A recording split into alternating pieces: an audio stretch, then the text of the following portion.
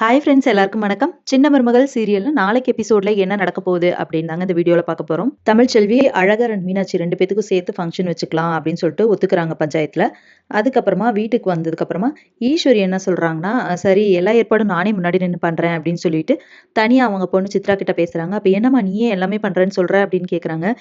அவ தான் இதுல ஆகுற செலவு பாதிக்கு பாதின்னு சொல்லியிருக்கால்ல. நம்ம அமௌண்ட் எல்லாம் தாறுமாறா ஏத்தி விட்டோம்னா அவ கண்டிப்பா அமௌண்ட் திரும்ப நமக்கு தர முடியாது. அப்ப அவள எல்லாத்துக்கும் முன்னாடி வச்சு அசிங்கப்படுத்தலாம்ல. பெரிய இவ மாதிரி நான் பாதி செலவு குடுத்துருவேன்னு சொன்னேன். இப்போ உனக்கு ஒண்ணுமே தர முடியலல்ல அப்படின்னு சொல்லிட்டு அவள எல்லாத்துக்கும் முன்னாடி அசிங்கப்படுத்தி காரி துப்ப வைக்கலாம்ல. அதுக்காக தாண்டி பிளான் பண்றேன் அப்படிங்கிறாங்க.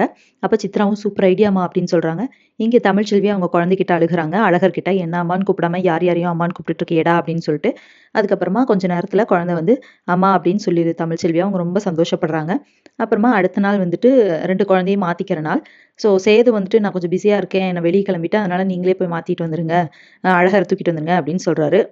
சரி ஓகே அப்படின்னு சொல்லிட்டு வீட்ல இருக்கிறவங்க கிளம்புறாங்க. அதே மாரி வழக்கமான இடத்துல போயிட்டு குழந்தைய மாத்திக்கிறாங்க. அப்போ ஐஸ்வர்யா வந்துட்டு அழகர குடுங்க தமிழ்ச்செல்வி அப்படின்னு சொல்லிட்டு கேட்குறாங்க. அப்படி கேட்கும்போது தமிழ்ச்செல்வி என்ன சொல்றாங்கன்னா, நீங்க வந்துட்டு குழந்தைய பார்த்துக்கோங்க. அதெல்லாம் நான் எதுவும் சொல்லல. ஆனா அம்மான்னு கூப்பிடக்கூடாது. என் குழந்தை உங்கள்ட்ட அம்மான்னு நீங்க சொல்லிக் குடுக்காதீங்க.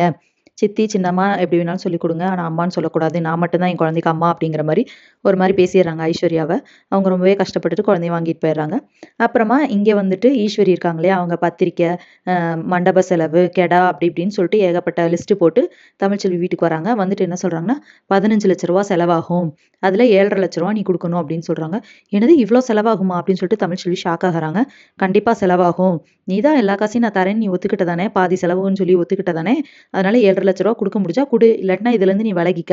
நாங்க பார்த்துக்கிறோம். எங்க விசேஷத்த நாங்க எப்படி நடத்தணுமோ அப்படி நடத்திக்கிறோம் அப்படின்னு சொல்றாங்க.